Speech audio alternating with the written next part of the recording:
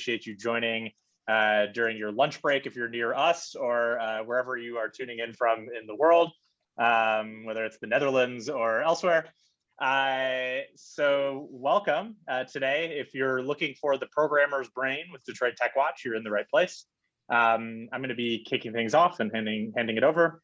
My name is Jacob Smith. I'm here representing Altimetric Collider, which is a community of tech innovators and problem solvers, basically working together to level up skills and solve meaningful challenges. So if that sounds like something that's of interest, we're regularly working with Detroit Tech Watch is an example of one of our amazing partners. We would love to hear from you, so please don't be a stranger. We'll drop our information in the chat. But yeah, without further ado, I want to go ahead and hand it over to Honorio, who's going to be kicking off today's presentation. Take it away, Honorio. Thank you. So I gotta give a little background. I met Dr. Felienne Hermans at Strange Loop in 2019, and I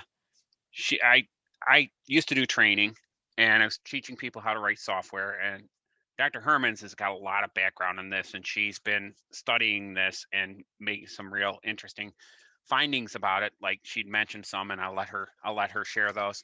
But so I am the kind of person.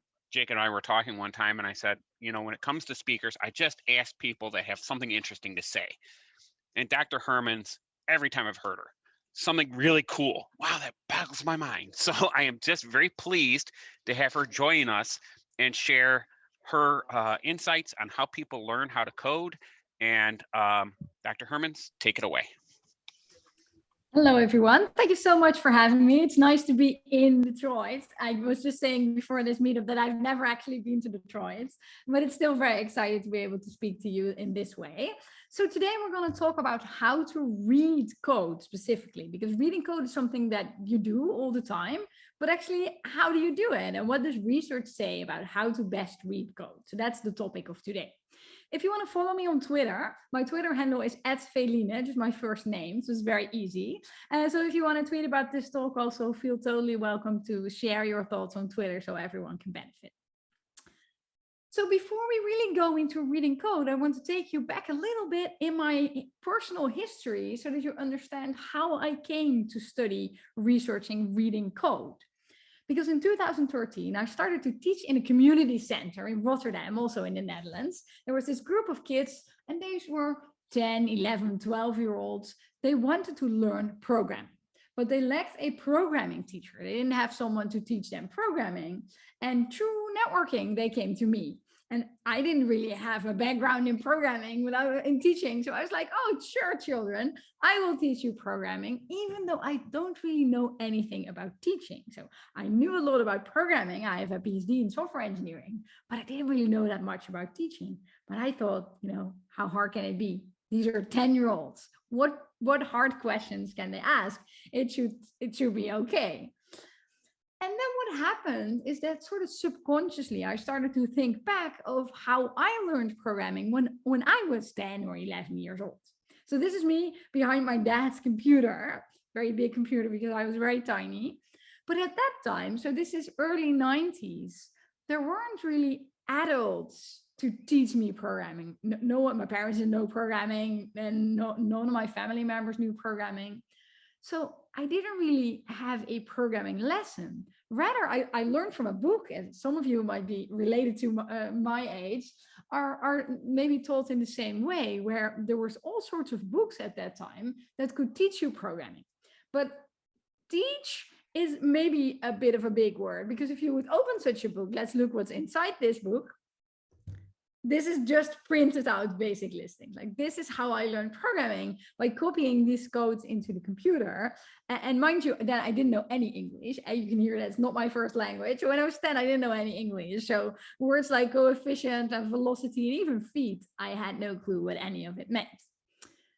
So as I said, I didn't really have a programming lesson. And this isn't just me. Many people, like the children of the 80s that are programmers now, went through the same sort of ritual. So as a field, as a profession, by and large, we don't really have a shared idea, a shared memory of what a programming lesson looks like. So we just, do a little bit of what we learned ourselves as well. So, just figure it out by yourself and everything will be fine, because that's how I learned as well. You can also very much see that idea, that culture of, just figure stuff out in programming books for kids. So what I did when I started to teach at the community center, I bought all these programming books, and I just brought them to the club, and I had the kids just look at the books.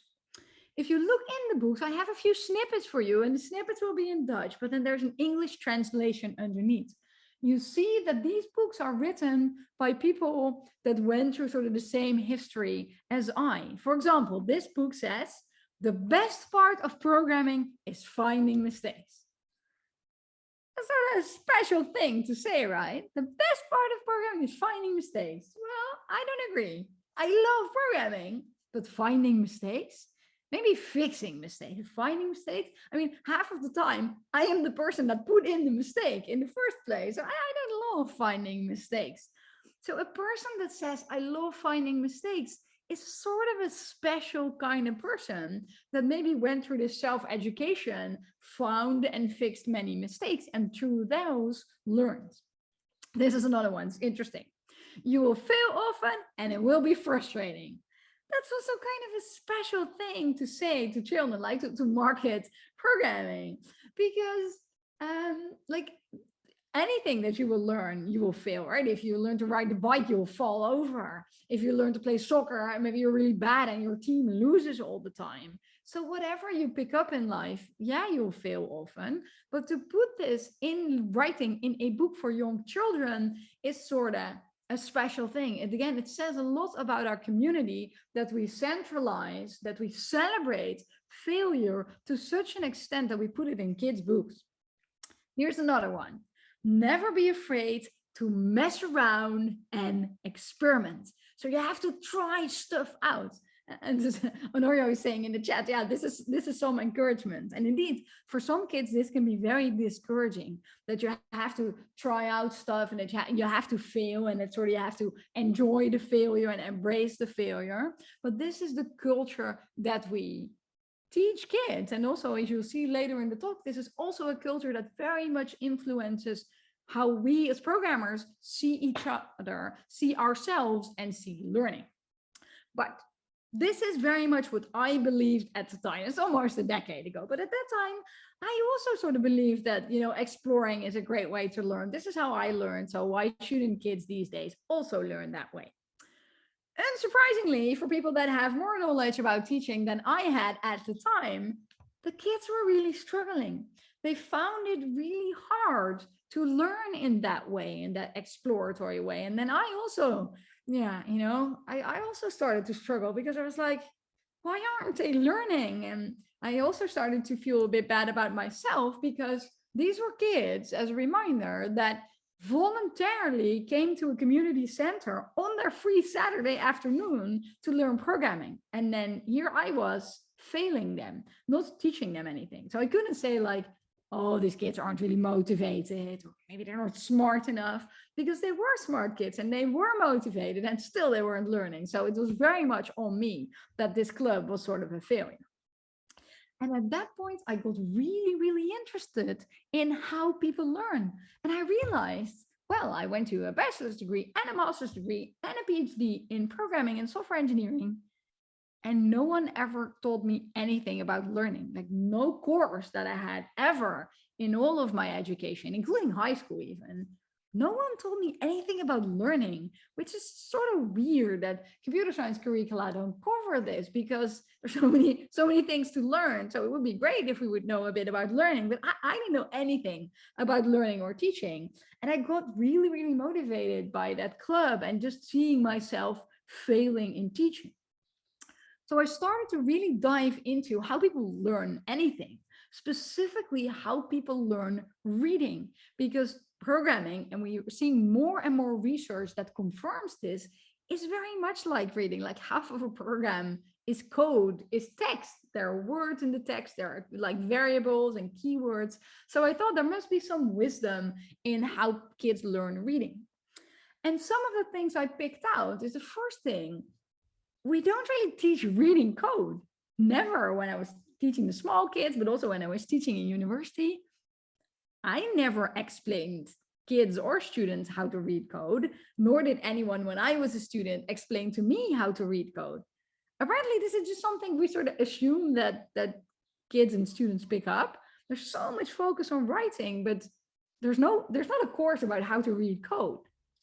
And you see how that also very much aligned with the beliefs that we talked about earlier. So something that happened in my club is a bit dramatized, but it's more or less what happened, is that there was this kid and it's like, hey, teacher, I wrote this code last week. I don't really know what it does anymore. I sort of forgot. So what does this code do? And this is, for people unfamiliar with teaching for kids, what you see here is a programming language called Scratch, which is a block-based language in which kids can click blocks together. So I would say, well, child, what do you think it does? Right? I was very reluctant to give them an answer because never be afraid to mess around and experiment. Looking back, I realized I was always holding back information. I didn't want to just give kids facts and answers and strategies because it was so much imprinted on me that this trying out and figuring out stuff for yourself is important for learning, and that I would spoil the fun if I would just give them an answer. But of course, that wasn't really working because the kid was like, I don't know, teacher. This is why I ask you. I don't know what this does. And also, I don't know how to reach an answer. And if you look back at the program, you can see that this isn't even an easy question to answer because Scratch is an event-based language. So there's when the up arrow is pressed and when the down arrow is pressed. So it isn't even like a natural language type of book you would read from top to bottom.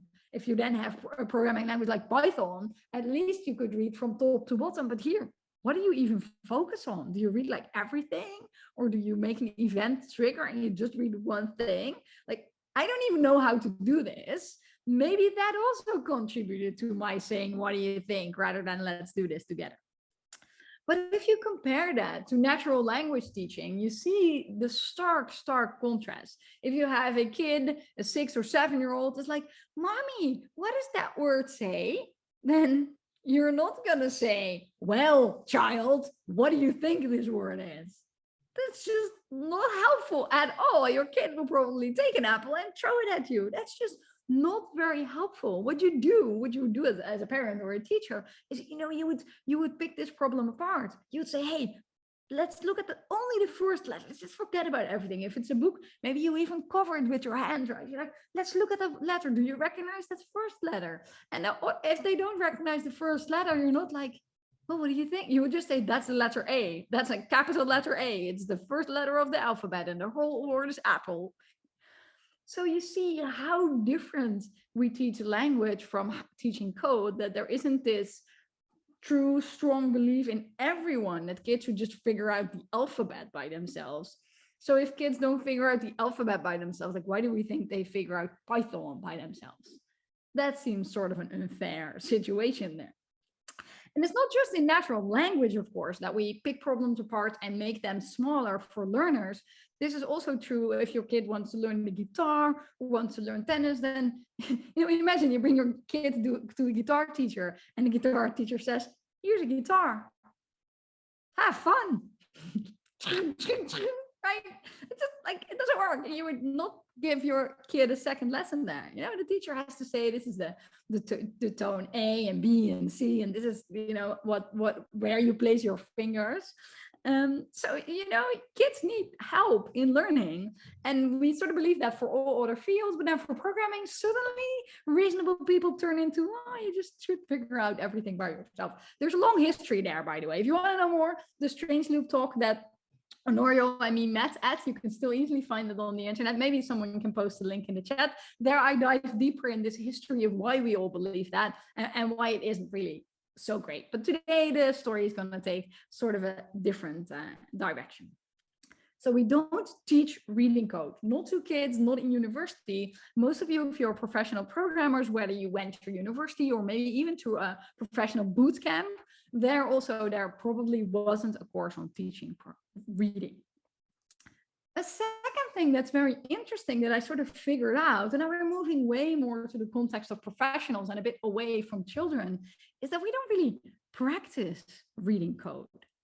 Research shows, this is recent research from 2017, that professional programmers spend about 58% of their time reading code. That is a tremendous amount of time that you spend on reading code. But when have you last practiced reading code? Never. We really very much tell each other that if you want to get better at programming, you should do more programming, right? Oh, if you want to get better at programming, you should have an open source project that you contribute at, right? Or you should find a problem in your own vicinity, like who does the dishes in my house, and you should make an app on your phone so you can divide the workload fairly.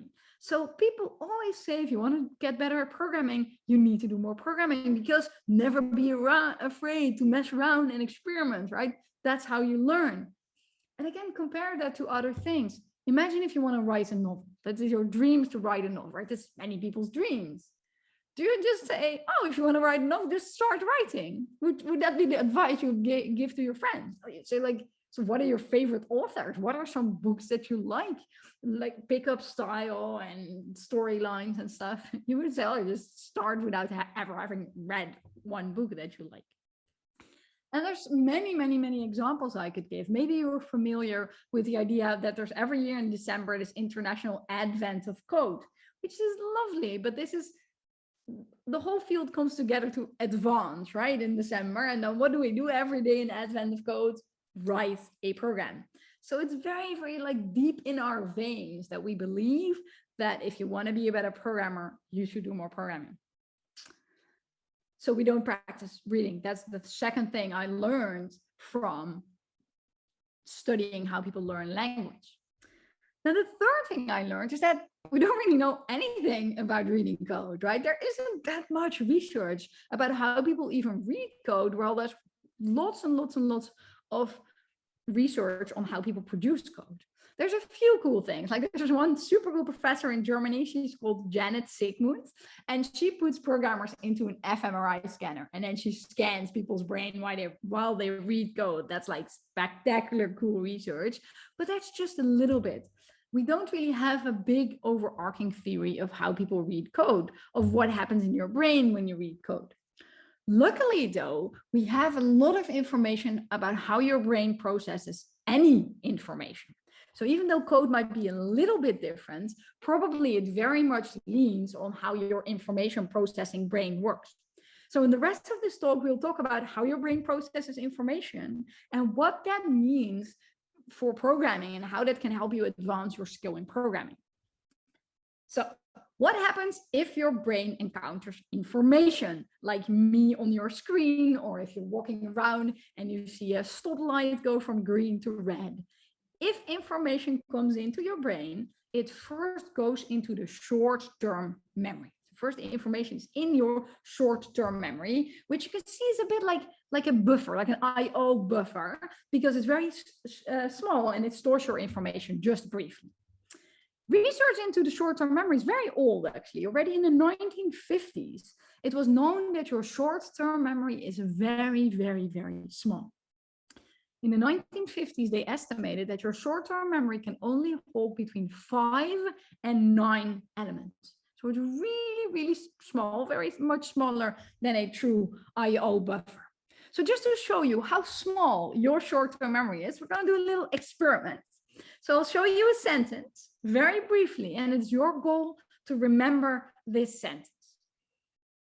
So here we go. I hope you're all ready. A sentence will appear and you have to remember it. Here we go. So that was hard, right? That was like unreasonably hard. But you see how small your short-term memory is? I show you this very briefly, and then you're like, up, and it's already gone. You weren't able to process anything. But I only showed you half of the picture, of course, because you sort of get that there's something there. You're like, no, but this was really hard because we don't know this language. People are typing in the chat, what language is this? So you see there's other elements to it. You know already, you sort of feel that there's more to it. Yes, true. Your short-term memory, if it encounters information, it takes this information and it starts processing it in the working memory. So you can see the working memory as a bit of a processor. If you think about the brain as a computer, your working memory is where the information is processed. Your working memory doesn't work alone. Your long-term memory also stores information. And whenever information through your senses comes into the working memory, your working memory also gets information for free from the long-term memory. So you can see the long-term memory like this little angel on your shoulder giving you extra information. As if you're driving and you see a traffic light turn red, then you're not like, what is this color? What is the meaning of this? No, your long-term memory says red. That means stop. So you just get this information in your brain without really having to do any effort, right? You're not consciously thinking, oh, what is the meaning of this color again? It just happens. The information just pops into your working memory sort of automatically. There's a bit more to it, but for the context of this talk, that's enough. To show you how useful your long-term memory is, we will make another puzzle. So again, I will show you a sentence, same length, same number of different characters, and it's your job again to remember the sentence. Here we go. So that was easier, right? It was still hard, I imagine, but it was easier because there was your long-term memory angel. It was going like A, M, B, K, G. It was giving you like recognizing of all these letters. And I'll show you another sentence, equally long, and the same amount of different characters. And then you will see that it's actually quite easy. Like your brain can do this. Here we go. Don't blink because you might miss it. It'll be quick again.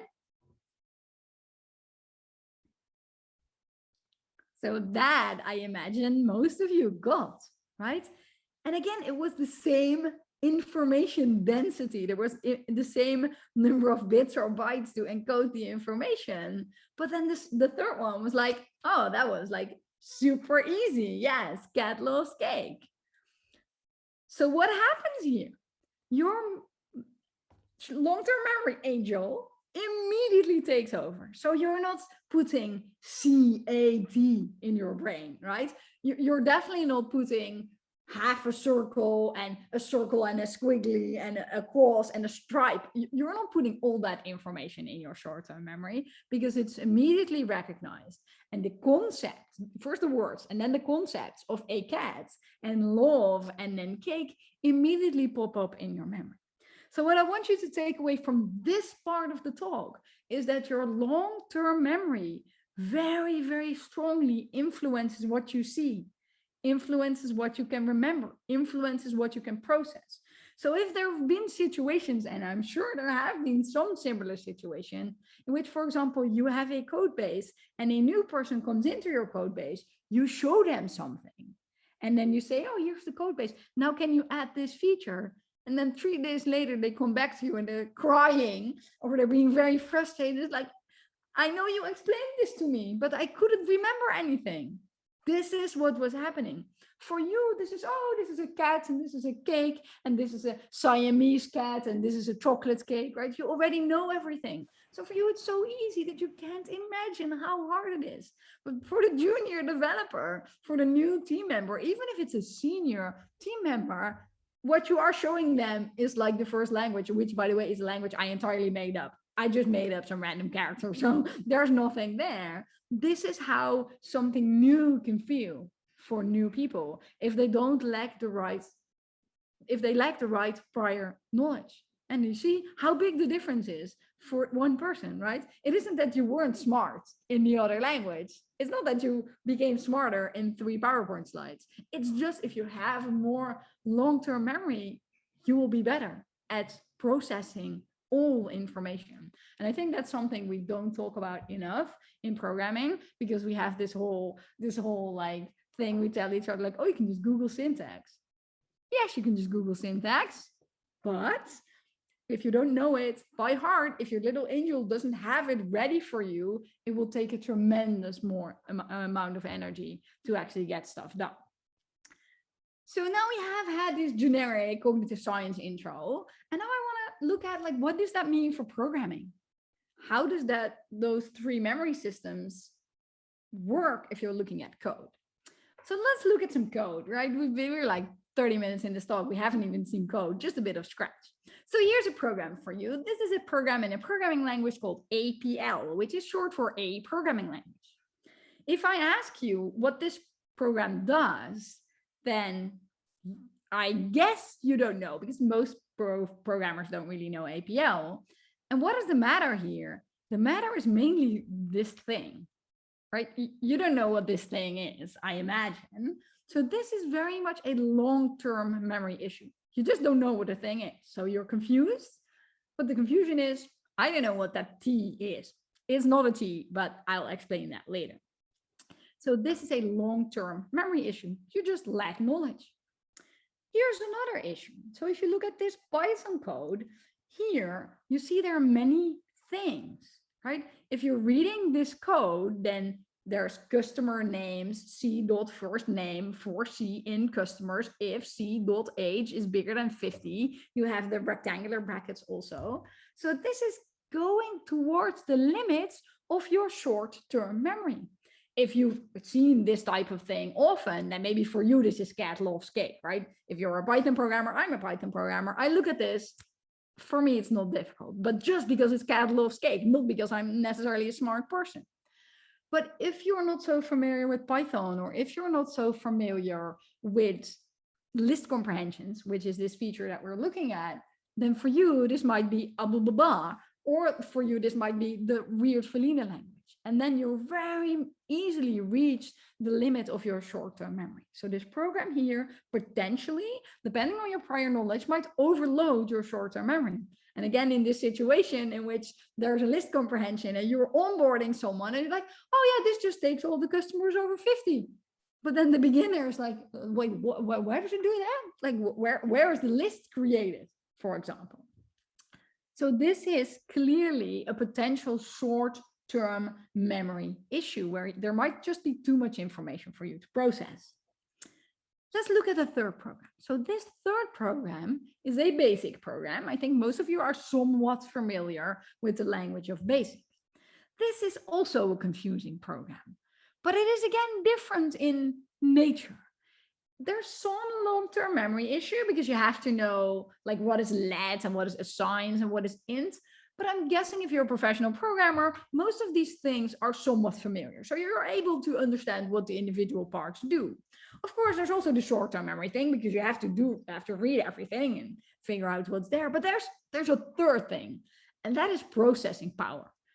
What you lack here is a strong enough processor in your mind to oversee all the effects of everything, right? And if this is really a test, like I'm a professor, I can give tests also on Thursday afternoon. So if I give you this as a test, then you sort of almost want to take your finger to the screen, right? You're like, oh, wow, what happens here? I want to have a debugger. So maybe I will debug this program for, okay, so N is 7. Okay, so that means N2 then becomes 3. Okay, so then this string is a string 1. Okay, then what happens in the next step? You can't process this program at once if you don't know what it does. Even if I know what it does, but still I have to look at the individual relationships. So this is a working memory issue where the issue is mainly in you lack processing power. And I hope you noticed how different these situations are. And because we don't talk about this, and because we lack this theory of sort of the theory of confusion in programming, sometimes you read code and you're like, crap, this is hard. I hate this. I hate the person who wrote this. I hate that I have to do something here. But you don't really know like why you're confused. You just know that you are confused. So I really hope that by understanding these different forms of confusion, you will also be better able to understand like what actually is the issue here. Because sometimes people say, oh, reading code is so hard. It will be easier if I just write this myself. And that's so sad. And I've seen also within companies that, well, first of all, you're wasting your own time. But I've seen also in companies that sort of people frustrate each other because I make something and then someone else comes in and rewrites everything because it's easier for them. And I think part of it is that it's just easier because we've practiced writing so much. We haven't practiced reading so much. So clearly writing is easier. Like Dutch is a lot easier for me than French, not because French is a harder language, but I've practiced Dutch for 40 years. I've only practiced French for 6 years in high school. So clearly Dutch is easier, but it isn't that I want to rewrite every French poem into Dutch. So it's really very much a matter of practice, but it is a source of frustration and waste of time because you don't have strategies for how to read code. You're just, oh, it will be easier if I make this myself. But the good news is I don't only have bad news. I have good news as well. The good news is you can get better at reading code, actually. One of the things that you can realize is that different forms of confusion have different solutions. So once you know the different forms, you also know the different approaches in which to make your life better. So if you have a long-term memory issue, if you feel that you have a lack of understanding of the framework, the platform, the programming language that you're working with, the solution is practice syntax. Strengthen your little angel on your shoulder. Give them more to work with. And one technique that I really, really like that I don't think is employed in programming enough is the technique called flashcards. So flashcards, you might be familiar with it from learning a second language where you put Dutch on one side and French on the other side, and you just practice the cards. You just put them on the table, you grab one, you're like, oh, do I know this word? Do I know the next word? This is something you can do for programming as well. So if you want to learn APL, then you can put the T, which is called encode. You can put the T on one side and you put encode on the other side, and you make a stack of cards and you practice every day. You can also do this, of course. It's a bit more likely that you want to learn like Python or Java rather than APL. You can also do this for Python, where you put a list comprehension on one side, for example, and you put the more common Python syntax on the other side. Or if you already know Java, but you want to learn Python, you put Java on one side and you put Python on the other side. And then you practice every day for 5 minutes. And I will promise, if you just put 5 minutes in, but you do this every day, you will get better at reading code, because your little angel will say, oh, I know this. Oh, I know this. Oh, I know this. Instead of you being like, what is this? Oh, I have to look it up on the internet. There are different solutions for the confusion. So let's look at the confusion that you can have if you have a short-term memory issue. If you have a short-term memory issue, it is likely that prior knowledge also plays a role, right? For example, the list comprehensions, if you're not so familiar with list comprehensions, they might take you a lot of energy. So one thing you want to do is put them in flashcards. That's a nice solution for the longer term, but now you have to debug this code now. So imagine you're debugging this code and you're not so familiar with list comprehensions. Then it's a very good strategy to rewrite this code to make the code closer to your prior knowledge. So if you are a beginner in Python, you might realize that this list comprehension is equal actually to this Python code. So what it does is first it conceptually, right, creates an empty list, and then it loops over the list of customers. And if it finds a customer over 50, it adds it to this list customer names. These two code snippets are the same. But if for you, the list comprehensions aren't so common, you can do them, but you can only do them in little steps, then just by all means, rewrite the code so that it's closer to your prior understanding, and then you understand the rest of the code, right? If it's just about this snippet, then you can do it. But if the whole code is filled with sort of unfamiliar language concepts, it really helps if you rewrite everything closer to your own knowledge, and then you read everything, which is a bit like translating a natural language. If you have to read a very, very difficult piece of Dutch or French, yeah, then maybe it is easier to first translate it, because the translating sentence by sentence is sort of okay, and then you can read everything in one go. So more familiar form of code means less chunks, right? Then for you now, the second version might be cat loves cake, where the first version might be or whatever I wrote, I don't remember. This is actually something that I specifically call a cognitive refactoring. So it is a refactoring, right? Because the external behavior doesn't change, but it's not a refactoring that you do to make the code better. Some people might be yelling at their computer screens like, no, list comprehensions are better. You're making the code worse. But then the goal here isn't, you're not doing this for the code base. You're doing this for you. This is why I think a specific term is useful here. It is not a refactoring per se, it is a cognitive refactoring. And of course, nowadays we have Git. So it's really, really nice if you can just check out your own version of the code. You can make all these changes, which in some cases can even be done by the IDE. And then you just throw them away, right? You don't have to push this back to production. Maybe you encounter something that actually could be written in a better way, but you just throw everything away. This is really a thing you do for you, for comprehension, and then you throw it away. You don't look at it. It's really just for understandability purposes. In my book, I have a link at the end of the talk. In my book, I have many, many different examples. I have a whole chapter dedicated to cognitive refactoring. There are many other things you can do to make your code more readable. For example, inlining a method.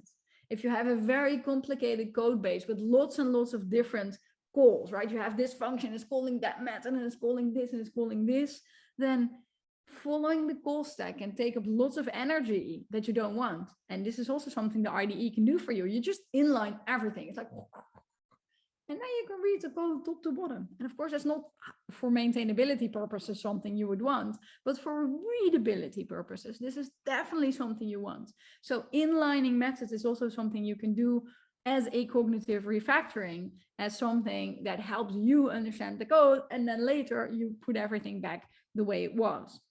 And sort of sad that some things we do for maintainability purposes, like small functions, can really be detrimental for reading purposes. And then you put it back afterwards. So let's also look at this third situation, right? So this is now the situation where your working memory is overloaded, that you can realize, okay, I really memorized all the syntax of BASIC and I put everything in a shape that's really nice, but still this is hard. If that's the case, then your working memory is overloaded. And there's many things you can do that can actively support your working memory. One of the things you can do is you can put information on paper. This doesn't have to be actual paper. This can also be in a spreadsheet, or it can even be in comments within the IDE, but you can help yourself get some focus by offloading some of the stuff that's in your brain to, let's say, paper. And for example, you can make a state table, as I'm doing here. Say, okay, I'm just going to step through the code with a bunch of values and potentially a normal value, something I expect, and then maybe some corner cases also to explore everything that can happen. So you just write down all the variables and then you go through the code manually. This can also be done with the debugger, of course, doesn't really matter. What matters here is that you offload information because you realize that your working brain is getting too busy. So you say, okay, so N7 to get 7, and then in the initialization phase, right, the first 2 lines, the B string is still the empty string, and then N1 also becomes 7, and then in the first iteration of the loop, this happens, and then in the second iteration of the loop, this happens, and after a while, you figure out that what this code does, which is also what the APL code does, is it translates the number N to its binary representation. Maybe you figure that out in the meantime, but if you hadn't figured it out, you figure this out because what you get in the end is 1, 1, 1, 1. And then you're like, oh, that's an interesting value for 7. Oh, I see where this is going. And then you have an hypothesis that you can check. So to sort of wrap everything up, understanding your own understanding and also understanding your own misunderstanding, understanding your own confusion makes you a better programmer. Because if we all continue to be this table flip programmers, like, oh, I hate this code, I'm gonna make my own version of this, it's just very frustrating for you, and it's very frustrating also to the person that made the code. And maybe they have different prior knowledge than you, so they made the code in a way that fits their prior knowledge. That doesn't mean it's not great code. That maybe means that you need to put it in a slightly different form so that you can also understand it. So if you want to know more, then you could read my book. One of the chapters of my book is more or less what we covered in the beginning of the talk. So one chapter is about this cognitive architecture of the brain in general. And another chapter of the book is about cognitive refactorings and how they can help you and how they can support your memory. But other chapters of the book are about onboarding. There's an entire chapter on how do you deal with junior programmers in your team? How do you deal with them getting up to speed in the code base? And there's a chapter about how to pick variable names. There's a chapter about code smells and why they're bad from a cognitive perspective. So if you want to know more, then you can definitely check out my book. I have a link at the end of my talk, so you can go check it out straight away. What you can also do is you can check out, start a code reading club at work. So what I've been seeing, what I've been working with within companies is that many people really enjoy getting together and practicing code reading together.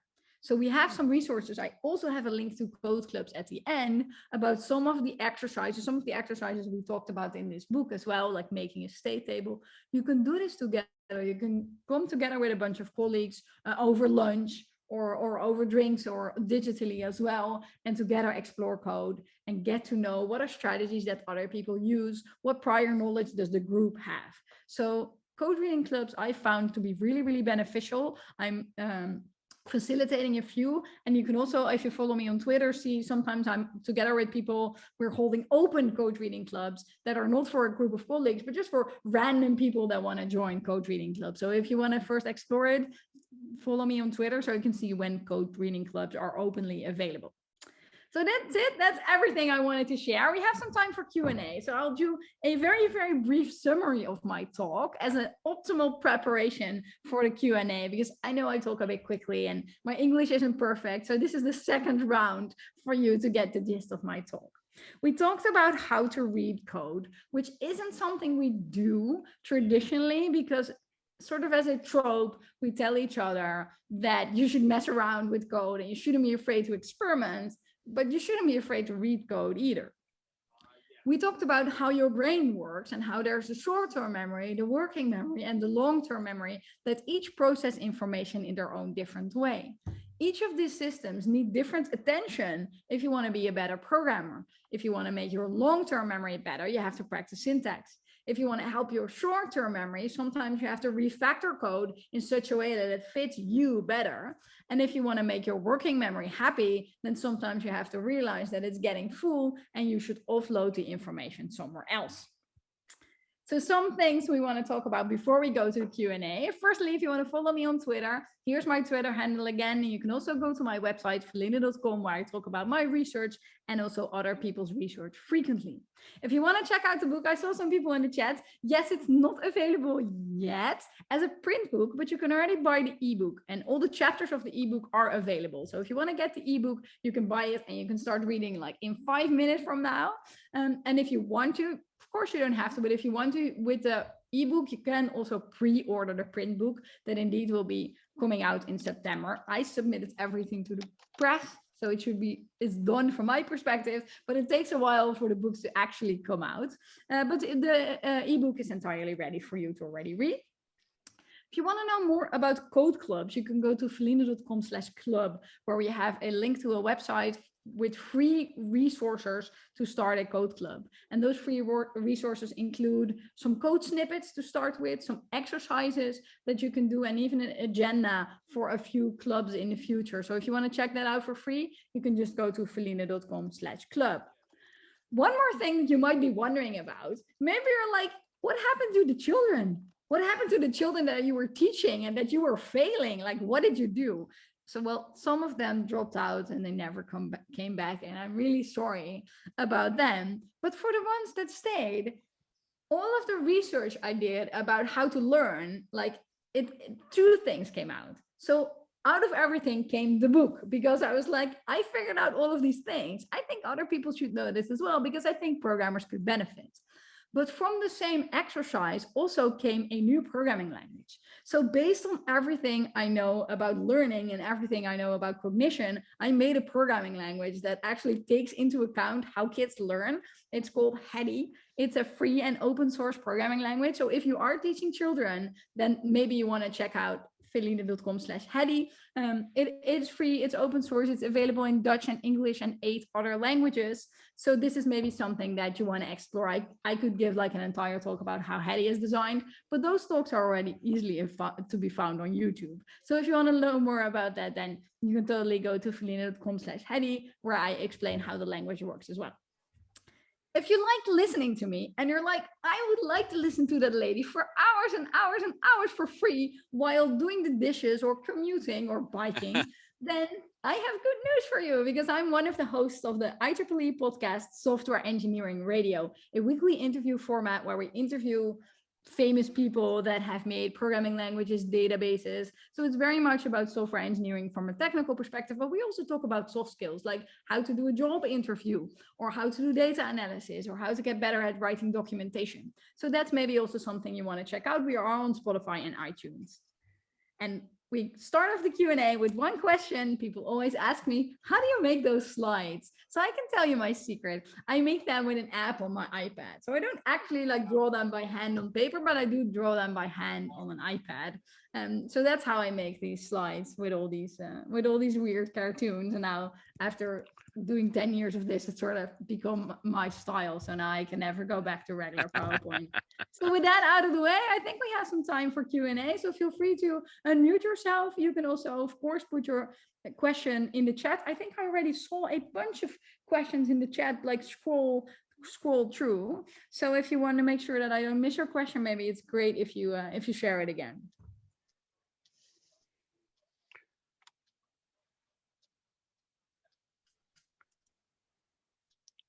Don't be shy, everybody.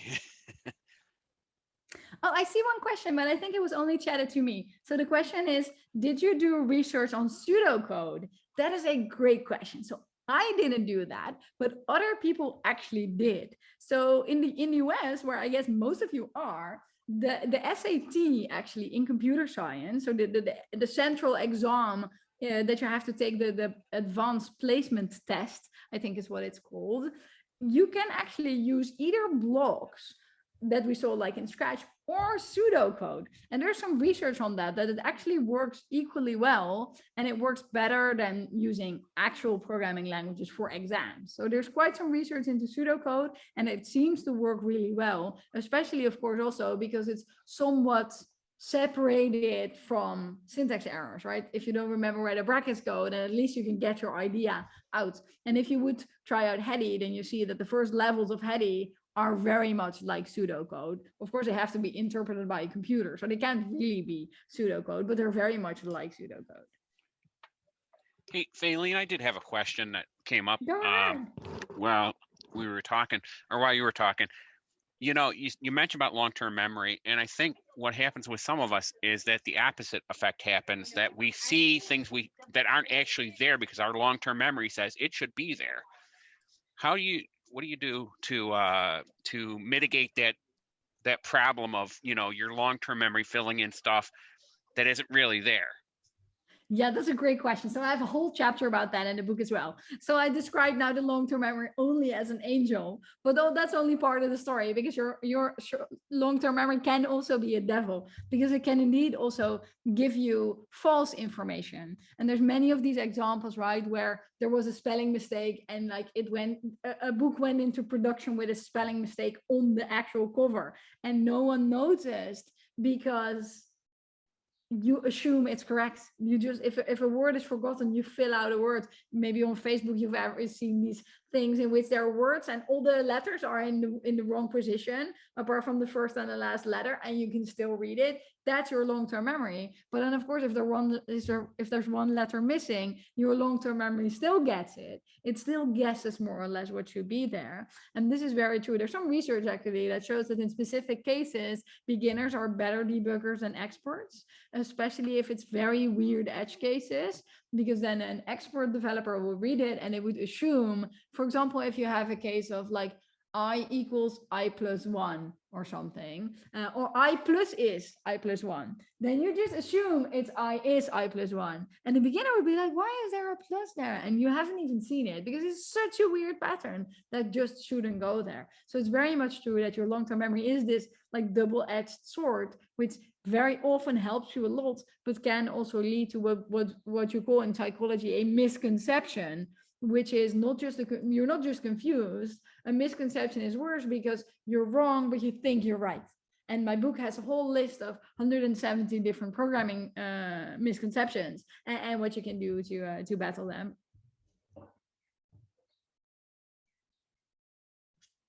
That's great. Thank you.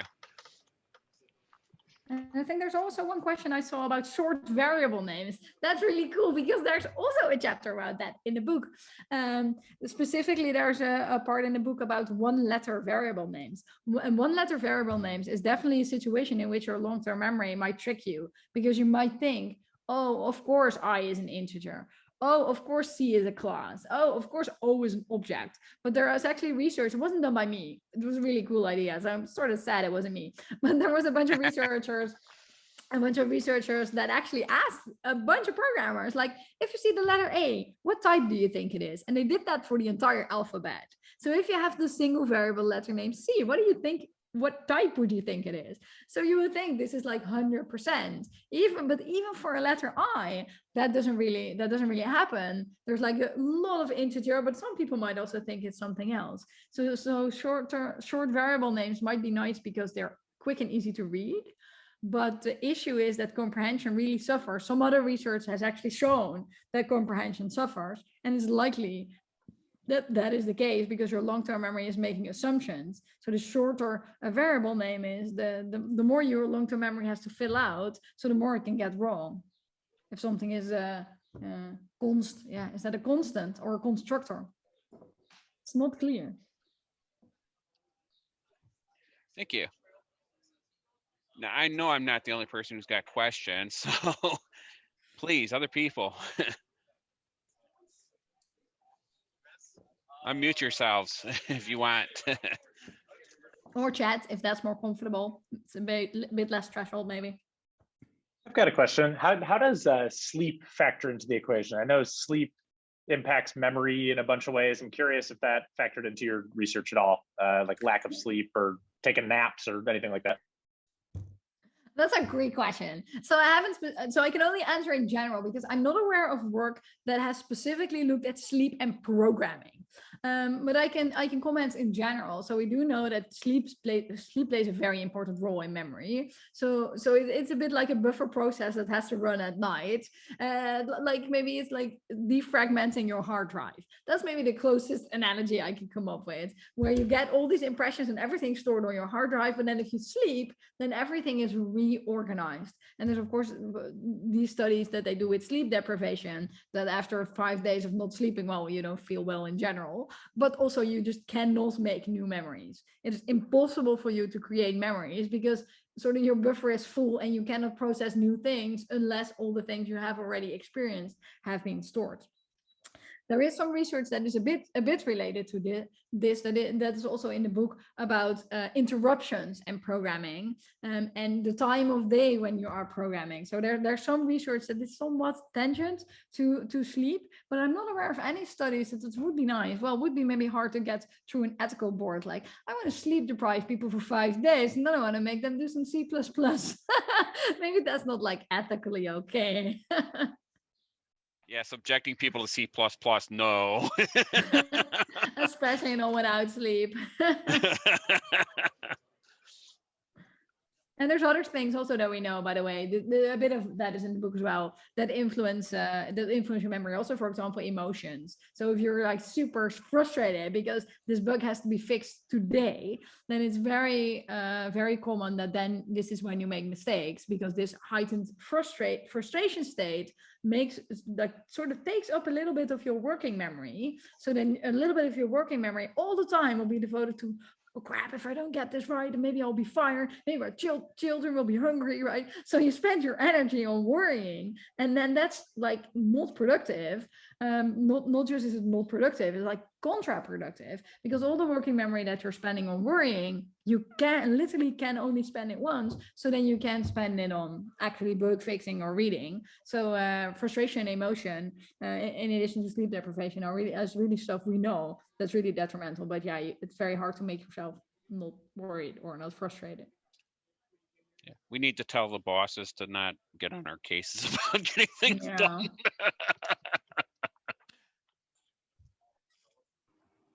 Well, if nobody else has a question, I have one. So one thing I usually do when I enter a new code base is I try to, especially in object-oriented, everything's object-oriented these days, but try to like map out how the flow of information from object to object, and I have to kind of manually draw that out. And is there any more efficient ways or other possible ways of doing that instead of just kind of manually going through and connecting everything? Yeah, I like how you say that this drawing, because that's also one of the exercises that we do in Code Reading Club, where we make people draw. So I think there are 2 entry points that you can try. So yours is fantastic and it's very cumbersome, but it is very, very helpful. Some things are just very hard, right? There isn't an easy way to read something. So that's something that's like one dimension is the structure of the code, but another dimension is the content of the code. So another exercise that we do in Code Reading Club, which is very helpful, is you look at the code and you write down all variable names. That's the only thing you do. So you don't look at structure at all. It's sort of orthogonal on structure. So you just write down all the variable names. There are some scripts that you can use. You can like hack into a parser if you really want to do this, but you can do it manually as well. And then you have a list of concepts. And then you can look at, okay, do I know the meaning of all these words? Are they domain concepts? Do I know everything? Maybe I should ask some people in the domain. This is especially true if you're new to a code base. Like, what do these words mean? What do they mean exactly? And you can also look at programming words, right? So maybe you have a customer list or a customer buffer or a customer API or a call or whatever. So you can split it out in, okay, do I know everything about the domain? And what can I learn about the technology just from the variable names? And it can also be function name, method names, class names, right? You can generalize from that. What can I learn about everything that you use? Do I know all the APIs? Do I know all the technology? If there's a REST call or a SOAP call or something, do I have a good understanding of that? So that is something that you can sort of do to prepare your long-term memory for, do I know everything? And you'll see that in this process of grabbing the variable names and reflecting on the variable names, you get new information.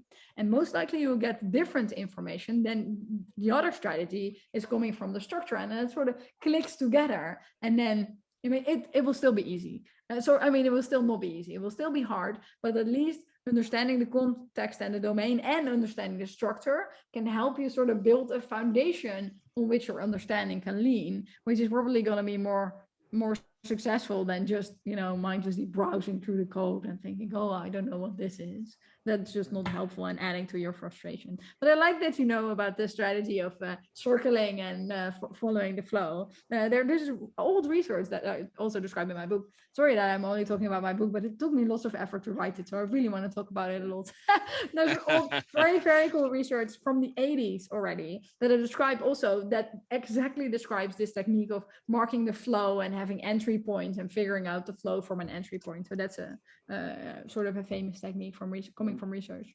Don't tell anybody I am from the 80s though. I am from the 80s, so there's a few of us, man. I am sorry, Felienne. I've got a 2:00 and I've got to split, and I don't want anybody to stop this wonderful talk because I gotta go. But I did want to say thank you so much for talking to us. I really appreciate your time, and I will be in touch later on. But thank you so much for talking to us. Well, thanks for showing up. Thanks for spending an hour with me. Bye, all. Bye. Have a good night. That was fantastic. Thank you so much, Felienne. You're welcome.